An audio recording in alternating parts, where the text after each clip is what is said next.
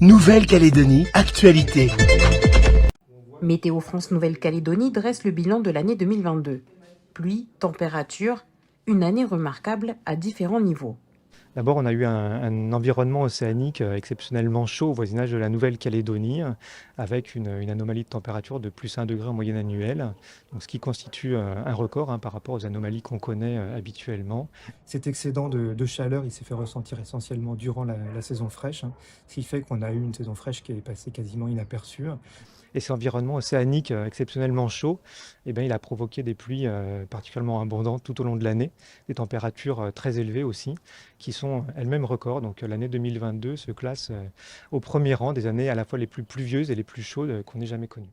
Dans le détail, sur l'année 2022, 10 mois ont été excédentaires en pluie et 8 ont enregistré des excédents de chaleur, des temps dits instables qui résultent d'une double influence. Ça s'explique à la fois par la présence de la Niña qui nous amène des eaux chaudes au voisinage de la Nouvelle-Calédonie, mais aussi du fait d'un réchauffement climatique à l'échelle planétaire auquel on n'échappe pas. Et donc cette double influence, à la fois le réchauffement climatique doublé par la Niña, fait qu'on est sur une année exceptionnelle. Selon les prévisions de Météo France, si la Niña devrait se retirer à l'issue du premier trimestre 2023, les températures océaniques vont tout de même rester élevées, ce qui va se traduire par des pluies excédentaires durant quelques mois avant de s'estomper progressivement.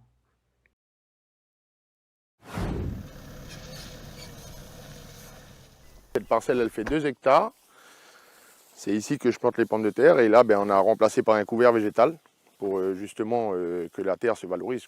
Ces 2 dernières semaines, la pomme de terre avait disparu des étals et dans les champs, elle reste quasiment absente, faute à des conditions météorologiques qui mettent à mal toute une filière. Jordan Roy fait partie de la quarantaine de producteurs de pommes de terre principalement basés sur l'ouest du pays. Son chiffre d'affaires de l'année 2022 est proche de zéro. La pomme de terre, elle a besoin entre 400 et 500 mm, ça dépend, sur 4 mois. L'année 2022, en 1 mois et demi, il est tombé 429 mm ici sur la région de Bogen. Un cumul pluviométrique de 429 mm en 1 mois et demi. Du coup, elle n'a pas pu se développer convenablement et elle a été asphyxiée. Du coup, ça a été le problème général. Bon, après, certains ont été inondés. La pénurie s'est fortement fait ressentir puisque la Nouvelle-Calédonie consomme plus de 200 tonnes de ce tubercule chaque mois.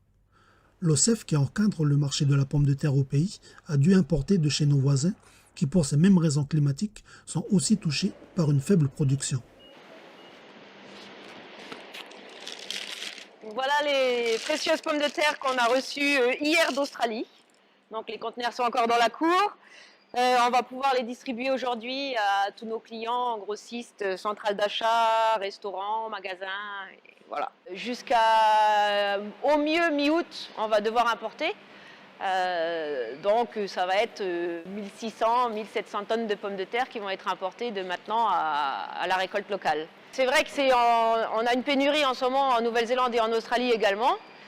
On a des articles là, de presse, on voit des articles sortir, ils commencent à rationner les frites surgelées dans certains supermarchés, ils limitent la consommation par personne. Les pommes de terre sont donc bien de retour, mais pour un coût plus élevé. Là, les pommes de terre qu'on fait venir d'Australie, c'est 3 à 4 fois plus cher que ce qu'on payait en début d'année les pommes de terre en Nouvelle-Zélande. Bon, après, chaque magasin fait son prix, mais donc nous, on a absorbé une partie de l'augmentation aussi. Et on a augmenté le prix d'une dizaine de pourcents seulement pour l'instant. Si aujourd'hui, la demande des consommateurs est satisfaite pour un prix moyen de 217 francs le kilo de pommes de terre à l'OCEF, la situation des producteurs du pays, elle, reste incertaine.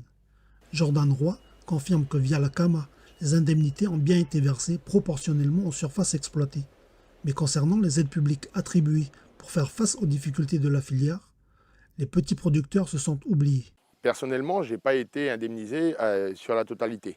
Les barèmes sont figés depuis 20 ans presque.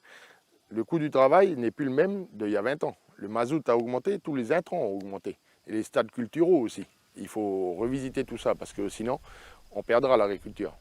Et là, l'année 2022, elle n'a rapporté aucun salaire pour aucun agriculteur. Ça, il faut bien se mettre dans la tête. Et au niveau subvention, il faut arrêter de dire qu'on est tous bourrés de subventions. Parce que moi, personnellement, j'en ai jamais eu. Et j'en connais beaucoup des petits agriculteurs qui n'ont jamais eu une subvention. Les météorologistes annoncent un retrait du phénomène La Niña courant mars-avril. Une information encourageante, mais qui ne parvient pas à effacer les interrogations sur l'avenir de cette filière.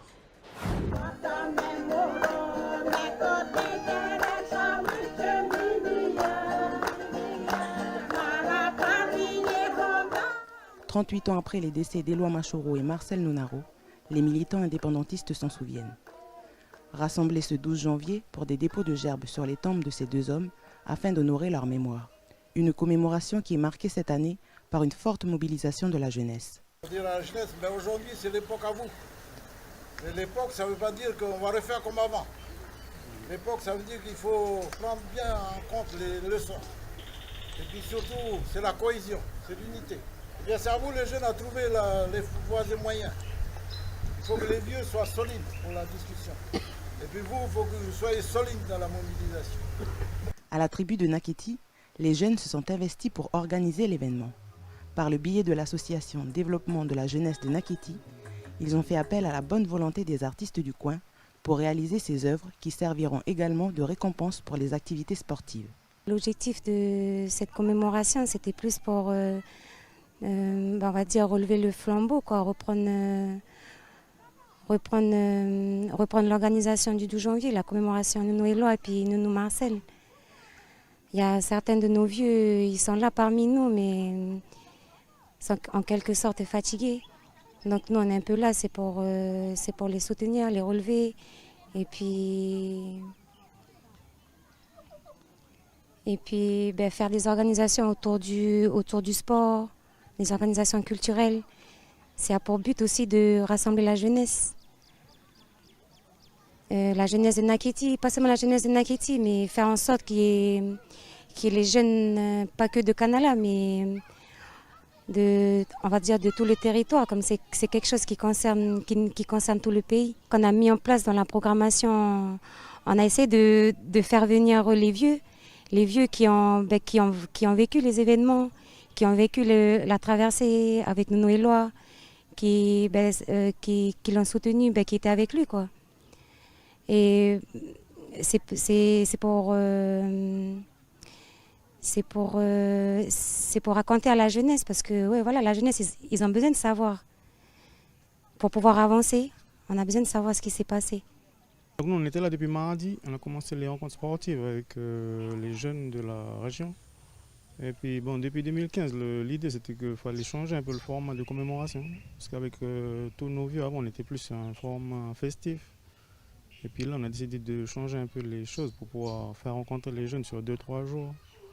Et puis faire les choses à travers le sport, hein, pour pouvoir aussi emmener l'aspect historique, pour que les jeunes y comprennent aussi sur le temps des échanges. Que voilà, il y a eu du travail qui a été fait par les vieux, et puis il ne faut pas seulement fêter ça dans l'alcool ou dans autre chose, mais plus s'informer, s'instruire de l'histoire qui a été réalisée par les vieux. Ça fait déjà 38 ans déjà. L'objectif ultime de ces jeunes est de rassembler la jeunesse de la région Khanatchu pour préparer au mieux les 40 ans en 2025. Ouais, je l'améliorerai un petit peu ton truc. Hein. C'est quand même, c'est toi qui l'as fait.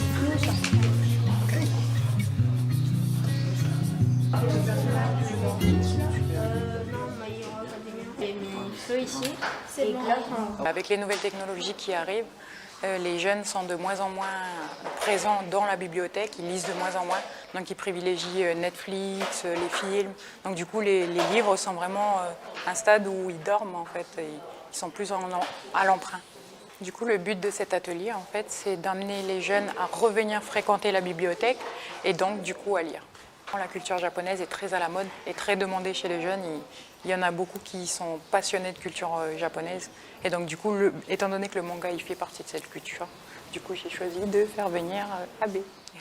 On dessine manga, mais en plus le petit intérêt, c'est qu'on va se le réapproprier un petit peu à la sauce calédonienne. Soit en jouant sur la morphologie des personnages ou bien sur les décors.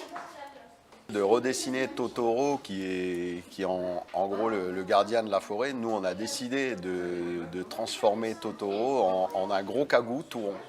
Voilà, qui sera notre gardien de la forêt, quoi.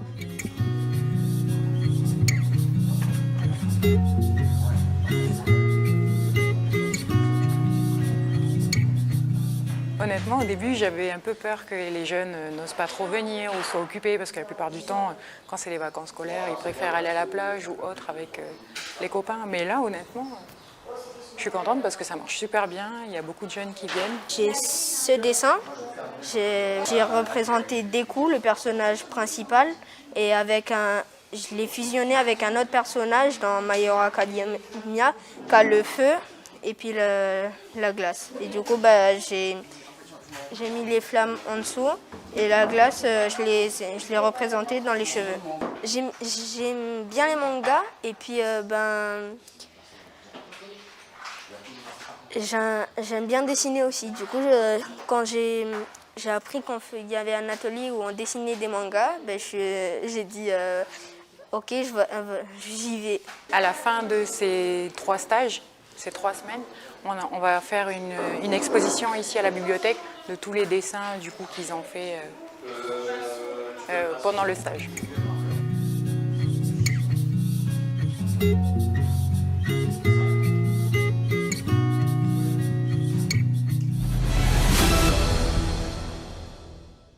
Outremernews.fr, le site de l'actualité Outre-mer, 24 heures sur 24 et 7 jours sur 7.